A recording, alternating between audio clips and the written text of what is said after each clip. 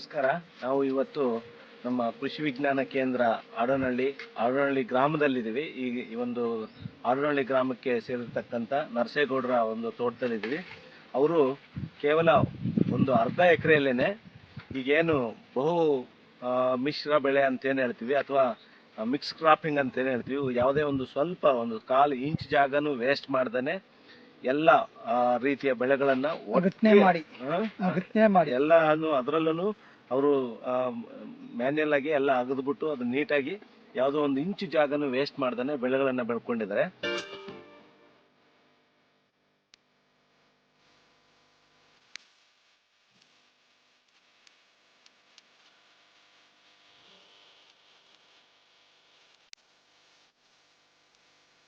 ಈಗ ಈ ಬಹು ಮಿಶ್ರ ಬೆಳೆ ನೋಡೋದಾದ್ರೆ ತೆಂಗಿದೆ, ಬಹುವಾರ್ಷಿಕ ಬೆಳೆಗಳಂತ ಹೇಳಿದ್ರೆ ನಮ್ಗೆ ಈಗ ಆಲ್ರೆಡಿ ಹಲಸಿದೆ. ಹಲಸು 20 ಅಡಿ ಅಂತರದಲ್ಲಿ ಹಾಕಿದ್ದಾರೆ. ಅದ್ರ ಮಧ್ಯೆ ಮತ್ತೆ 20 ಅಡಿಗೆ ತೆಂಗು ಹಾಕೊಂಡಿದ್ದಾರೆ. ಅದ್ರ ಮಧ್ಯೆ ತೆಂಗು ಮಧ್ಯೆ ಮತ್ತೆ ಅಡಿಕೆ 10 ಅಡಿ ಅಂತರದಲ್ಲಿ ಅಡಿಕೆ ಹಾಕಿದ್ದಾರೆ.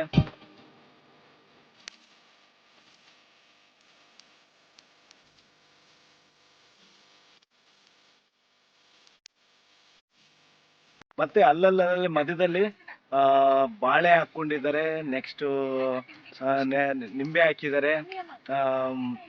ನೆಕ್ಸ್ಟ್ ಪಪಾಯ ಹಾಕಿದ್ದಾರೆ.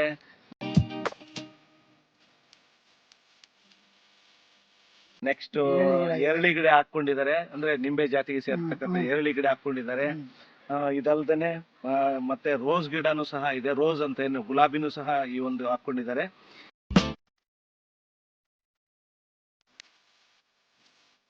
ಈ ಅಡಿಕೆ ಮಧ್ಯನೂ ಸಹ ಅಡಿಕೆ ಸಾಲುಗಳ ಮಧ್ಯನೂ ಸಹ ಈ ಒಂದು ಹೂವಿನ ಬೆಳೆ, ಅಂದ್ರೆ ನಮ್ಗೆ ದಿನ ದುಡ್ಡು ಬರ್ತಕ್ಕಂಥ ATM ಅಂತಾನೆ ಹೇಳ್ಬೋದು, ಈ ಹೂವಿನ ಬೆಳೆಗಳನ್ನು ಸಹ ಹಾಕೊಂಡಿದ್ದಾರೆ.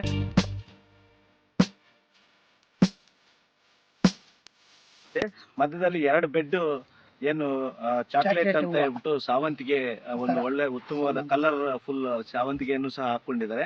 ಒಂದು ಬೆಡ್ ಅಲ್ಲಿ 2 ಸಾಲಿನಂತೆ ಅದರ ತರ 2 ಸಾಲಿದೆ. ಆ 2 ಬೆಡ್ ಮಧ್ಯನೂ ಸಹ ಏನು ಸಾವಂತಿಗೆ ಸಾಲುಗಳ ಮಧ್ಯನೂ ಸಹ ಒಂದು ರೋಸ್ ಗುಲಾಬಿ ಸಸಿಗಳನ್ನು ಸಹ ಹಾಕೊಂಡಿದ್ದಾರೆ. ಸೊ ಹಾಗಾಗಿ ಒಂದೇ ಮತ್ತೆ ಸುತ್ತ ಇವರ ಒಂದು ಅರ್ಧ ಎಕರೆ ಜಮೀನಲ್ಲಿ ಸುತ್ತ ಪೂರ್ತಿ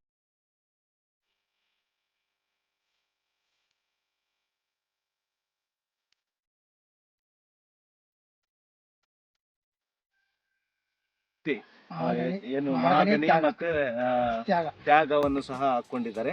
ಸೊ ಹಾಗಾಗಿ ಇದು ಬಹುಮಿಶ್ರ ಬೆಳೆಗೆ ಉತ್ತಮವಾದಂತಹ ಒಂದು ನಿದರ್ಶನ.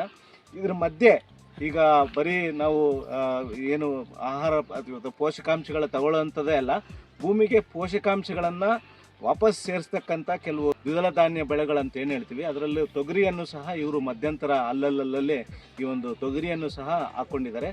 ಇದು BRG 5. ಸೊ ಈ BRG 5 ಇವು ನಮ್ಮ ಕೃಷಿ ವಿಜ್ಞಾನ ಕೇಂದ್ರದಿಂದನೇ ತಂದು ಇವರು ಅಲ್ಲಲ್ಲಲ್ಲಿ ಒಂದು ತೊಗರಿಯನ್ನು ಸಹ ಹಾಕ್ಕೊಂಡಿದ್ದಾರೆ. ಈ ತೊಗರಿಯಿಂದನೂ ಸಹ ಅವ್ರಿಗೆ ಹೆಚ್ಚಿನ ಒಂದು ಲಾಭ. ಯಾಕಂತ ಹೇಳಿದ್ರೆ ಅದು ಏನು ಕಾಯಿಯನ್ನು ಕಟಾವು ಮಾಡಿದ್ಮೇಲೆ ಅಲ್ಲಿ ಉದುರ್ತಕ್ಕಂಥ ಎಲೆಗಳು ಮತ್ತು ಅದರ ಬೇರಿಂದ ಸಾರಜನಕ ಸ್ಥಿರೀಕರಣಗೊಳಿಸೋದು ಮತ್ತು ಉದುರಿದ ಎಲೆಗಳು ಮತ್ತು ಭೂಮಿಗೆ ಸೇರಿ ಭೂಮಿಯ ಫಲವತ್ತತೆಯನ್ನು ಹೆಚ್ಚು ಮಾಡ್ತಕ್ಕಂಥದ್ದು.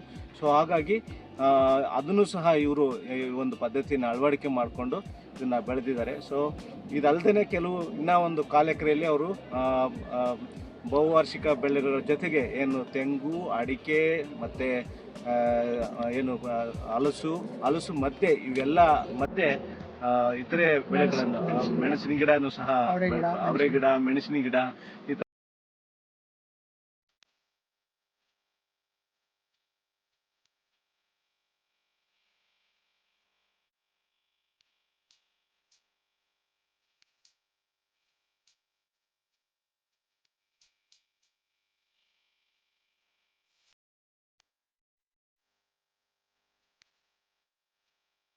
ಎಲ್ಲವನ್ನು ಸಹ ಬೆಳ್ಕೊಂಡಿದ್ದಾರೆ. ಸಾಂಬಾರ್ ಪದಾರ್ಥ ಎಲ್ಲಾನು. ಹಾಗಾಗಿ ರೈತರ ಹತ್ರನೇ ಕೇಳೋಣ, ಅವ್ರು ಏನಿದು ಹೊಸ ಈ ತರ ಮಾಡೋದಕ್ಕೆ ಏನು ಅವ್ರ ಪ್ರೇರಣೆ, ಮತ್ತು ಈ ತರ ಎಲ್ಲಿ ಮಾಡ್ಬೇಕಂತ ಎಲ್ಲಿ ಮಾಹಿತಿ ಸಿಕ್ತು, ಅದನ್ನ ಯಾವ ರೀತಿ ಮಾಡಿದಿರ ಅನ್ನೋದನ್ನ ನರಸೇಗೌಡರನ್ನೇ ಕೇಳೋಣ. ನರಸೇಗೌಡ ಸರ್, ನಾವು ದಿನ ವ್ಯವಸಾಯ ಅಂತೇಳಿ ಹಲಸು ಹಾಕಿದ್ರಿ ಫಸ್ಟು. ಹಲಸು ನೀರು ಇರಲಿಲ್ಲ. ಈ ಹಲಸು ಎಲ್ಲಿಂದ? ಹಲಸು ನಿಮ್ಮ KVK KVK ಅವರು ನಮ್ಮ ಪೀಡ್ ಆಫೀಸರೇ ಕೊಡಿಸಿದ್ರು, ನೀವು ಸಾಹೇಬ್ರಿಗೆ ಕೊಡಿಸಿದ್ರಿ. ತಂದು ಉಣಿದ್ದೆ ಅವತ್ತು. ಒಂದು 2 ವರ್ಷ ಆಯಿತು ಉಣಿ. ಆಮೇಲೆ ನೀರು ಇರಲಿಲ್ಲ. ನೀರು ಆದಮೇಲೆ ಈ ಬರೀ ಹಲಸಿನ ಗಿಡ ದಿನ ಬೆಳೆ ಒಳಗೆ ಯಾಕೆ ಅಂತೇಳಿ ನೀರು ಆದಮೇಲೆ ನಾವು ಹೂವು, ತರಕಾರಿ, ಈ ಗಿಡಗಳು, ಅಡಿಕೆ ಗಿಡ, ಚಿನ್ನ ಗಿಡ ಎಲ್ಲ ಹಾಕೋಕ್ಕೆ ಪ್ರಯತ್ನ ಪಟ್ಟೆ. ಆದರೆ ಆ ಗಿಡ ಬೆಳೆಯಗಂಟ ನಮ್ಮ ಇದು ಕಾಸು ಬಂದರೆ ಇದಕ್ಕೆ ಬಂಡವಾಳ ಹಾಕೋದಕ್ಕೆ ಆಗ್ತದೆ ಅಂತೇಳಿ ಈ ಗಿಡೆಲ್ಲ ಮಾಡ್ಕೊಂಡು ಮನೆ ಸಂಸಾರ ನಡೀತದೆ. ನಾವು ಸಣ್ಣ ರೈತರೆ. ಅದರಿಂದ ಎಷ್ಟೇ ಜಮೀನು ಇದು? ಅರ್ಧ ಎಕರೆ. ಅರ್ಧ ಎಕರೆ ಜಮೀನಲ್ಲಿ ಎಲ್ಲ ಎಷ್ಟು ಒಂದು ಕನಿಷ್ಠ ಅಂತಂದ್ರೆ 20 ಬೆಳೆ ಹಾಕಿದಿರಿ ನೀವು? ಇದೆ, ಕಾಣಿಸ್ತಿದೆಲ್ಲ 20 ಬೆಳೆ ಇರ್ಬೋದು. ಒಂದು ಅರ್ಧ ಎಕರೆ ಜಮೀನಲ್ಲಿ ಒಂದೇ ಜಾಗದಲ್ಲಿ 20 ತರದ ಬೆಳೆಗಳನ್ನ ವಿವಿಧ ಬಹುವಾರ್ಷಿಕ, ವಾರ್ಷಿಕ ಮತ್ತು ದ್ವಿವಾರ್ಷಿಕ ಬೆಳೆಗಳನ್ನ ಸರ್ ನಾವು ಇದೆಲ್ಲ ದೀರ್ಘಾವಧಿ ತಳಿ ಅಡಿಕೆ, ತೆಂಗು, ಹಲಸು ಎಲ್ಲ ಅದು ಬರೋ ಗಂಟ ನಾವು ಬೇಕಲ್ವಾ ಕಾಸು ಸಂಸಾರಕ್ಕೆ, ಇದಕ್ಕೆ ಬಿತ್ತನೆ ಬೀಜಕ್ಕೆ, ಔಷಧಿಗಳಿಗೆಲ್ಲ. ಅದರಿಂದ ಈ ಹೂವು, ಮೆಣಸಿನ ಗಿಡ, ಅವರೆ ಗಿಡ, ತಗರಿ ಗಿಡ ಇವು ಅಲ್ಪಾವಧಿ ತಳಿ ಅಂತ ಮಾಡ್ಕೊಂಡಿದ್ದೀವಿ sir. Very good, very good, ತುಂಬ ಸಂತೋಷ. ಸೊ ಇದನ್ನ ಬೇರೆಯವ್ರಿಗೂ ಸಹ ಇದು ಮಾದರಿ. ಇದು ಈ ಥರನೇ ಈಗ, ಯಾಕೆಂದರೆ ಕಡಿಮೆ ಜಮೀನು ಇದೆ ಅಂತ ಹೇಳ್ತಾರೆ. ಸೊ ನೀವು ಕೇವಲ ಒಂದು ಅರ್ಧ ಎಕರೆ ಜಮೀನಲ್ಲಿ ಈ ಒಂದು ಸಣ್ಣ ಒಂದು ಬೆಳೆಗಳ ಬ್ರಹ್ಮಾಂಡವನ್ನೇ ನೀವು ಇಲ್ಲಿ ಸೃಷ್ಟಿ ಮಾಡಿದ್ದೀರಾ. ಸೊ ಹಾಗಾಗಿ ನಿಮಗೆ ನಮ್ಮ ಕೃಷಿ ವಿಜ್ಞಾನ ಕೇಂದ್ರದಿಂದ, ಕೃಷಿ ವಿಶ್ವವಿದ್ಯಾಲಯದಿಂದ ನಿಮಗೆ ಪ್ರಶಂಸೆಯನ್ನು ವ್ಯಕ್ತಪಡಿಸ್ತಾ ನಿಮಗೆ ಧನ್ಯವಾದಗಳನ್ನ ಹೇಳ್ತೀವಿ.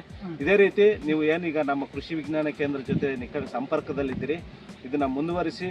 ಈ ಥರ ನೀವು ಇನ್ನೂ ಹಲವಾರು ರೈತರು ನಿಮ್ಮಿಂದ ಪ್ರೇರಣೆಯಾಗಿ ಇದನ್ನ ಬೇರೆ ರೈತರು ಅಳವಡಿಕೆ ಮಾಡಿಕೊಂಡ್ರೆ ಖಂಡಿತವಾಗ್ಲೂ ಕೃಷಿ ಲಾಭದಾಯಕ ಅಂತ ಯಾವತ್ತೂ ನೋಡಿ. ಈಗ ನೀವು ಮಾಡಿರ್ತಕ್ಕಂಥ ಏನು ಒಂದು ಎಕರೆಯಲ್ಲಿ ಏನು ನೀವು 1 ವರ್ಷ ಆಯಿತು ಇದು ಸಸಿ ಎಲ್ಲ ಉಣಿ.